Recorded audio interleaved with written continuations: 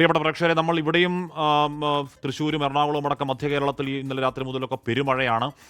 തൃശ്ശൂരൊക്കെ രാവിലെ 7 മണിക്ക് തുടങ്ങിയ മഴ ഏതാണ്ട് 3-4 മണിക്കൂർ നിർത്താതെ പെയ്ത് വലിയ വെള്ളക്കെട്ടും ആശുപത്രികളിലെ കാഷ്വാലിറ്റിയിൽ വീടുകളിലൊക്കെ വെള്ളം കയറുന്ന സാഹചര്യം ഉണ്ടായി.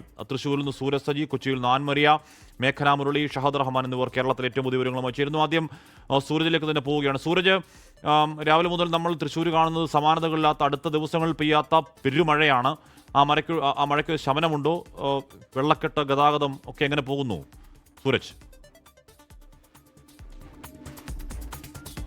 കാശ്മീർ രാവിലെ 7 മണിക്ക് തുടങ്ങിയ മഴ 4 മണിക്കൂറാണ് നിർത്താതെ പെയ്തത്. അക്ഷരാർത്ഥത്തിൽ തൃശ്ശൂർ നഗരം ഈ മഴപ്പെയ്ത്തിൽ മുങ്ങുന്ന ഒരു സാഹചര്യമായിരുന്നു. അത് നഗരഗ്രാമ വ്യത്യാസങ്ങളില്ലാതെ തന്നെ എല്ലായിടത്തും വീടുകളിൽ വെള്ളം കയറി. തൃശ്ശൂർ നഗരത്തിൽ ഈ അശ്വിനി ആശുപത്രിക്ക് പുറകുവശം, അതുപോലെ തന്നെ ശങ്കരയ്യ റോഡ് തുടങ്ങിയ ഇടങ്ങളിലെ വീടുകളിലേക്ക് തന്നെ വെള്ളം കയറി. പുത്തൂരിൽ നിരവധി വീടുകളിലേക്ക് വെള്ളം ഒഴുകിയെത്തുകയായിരുന്നു. അത് ഈ പ്രളയ സമയത്തൊക്കെ ഒഴുകിയെത്തിയതിന് സമാനമായ രീതിയിലാണ് പുത്തൂരിൽ വെള്ളം ഒഴുകിയെത്തിയത്. അത്രമാത്രം വേഗത ഉണ്ടായിരുന്നു. ചാലക്കുടിയിലും ചില വീടുകളിൽ വെള്ളം കയറുകയും ചെയ്തു. അതോടൊപ്പം തന്നെ വിവിധ ഇടങ്ങളിൽ വെള്ളക്കെട്ടും രൂക്ഷമായിരുന്നു. ഗതാഗതം ഉൾപ്പെടെ പലയിടങ്ങളിലും തടസ്സപ്പെട്ടു.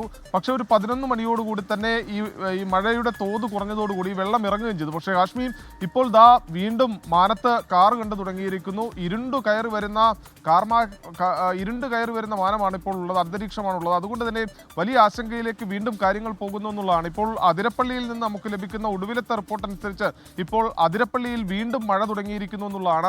ഇന്നലെയും വൈകുന്നേരം അതിരപ്പള്ളിയിൽ ശക്തമായ മഴയുണ്ടായിരുന്നു. കഴിഞ്ഞ തുടർച്ചയായി 2-3 ദിവസങ്ങളിൽ അതിരപ്പള്ളി ഉൾപ്പെടുന്ന മലയോര മേഖലകളിൽ മഴ ശക്തമായിരുന്നു. ഇപ്പോൾ വീണ്ടും വൈകുന്നേരത്തോടുകൂടി അതിരപ്പള്ളിയിൽ മഴ തുടങ്ങി എന്നുള്ളതാണ് നമുക്ക് ലഭിക്കുന്ന റിപ്പോർട്ട്. രാവിലെ തന്നെ ക്ലാസ്സുകളെല്ലാം തന്നെ ഒരു 11 മണിയോടുകൂടി അവസാനിപ്പിച്ച് കുട്ടികളെയൊക്കെ സ്കൂളിൽ നിന്ന് സ്വമേധയാ അധ്യാപകർ തന്നെ മടക്കി അയക്കുകയും ചെയ്തിട്ടുണ്ട്. അതുകൊണ്ട് തന്നെ കുട്ടികളെല്ലാം സുരക്ഷിതമായി ഇതിനോടകം വീടുകളിലേക്ക് എത്തുകയും ചെയ്തു. വൈകുന്നേരം മഴ ശക്തിപ്പെടുകയാണെങ്കിൽ രാവിലത്തേതിന് സമാനമായ ഒരു സാഹചര്യം ഉണ്ടായേക്കുമെന്ന ആശങ്കയുണ്ട്. അത് ഒഴിവാക്കാനുള്ള നടപടികളുമായി ജില്ലാ ഭരണകൂടം സുസജ്ജമായി നിൽക്കുകയാണ്. കാശ്മീർ സൂരജ് സജിയാണ് തൃശ്ശൂരിലെ വിവരങ്ങൾ നൽകിയത്. അതിരപ്പള്ളി, വാഴച്ചാൽ മേഖലകളിലെ വിനോദസഞ്ചാര വിലക്കുണ്ട്.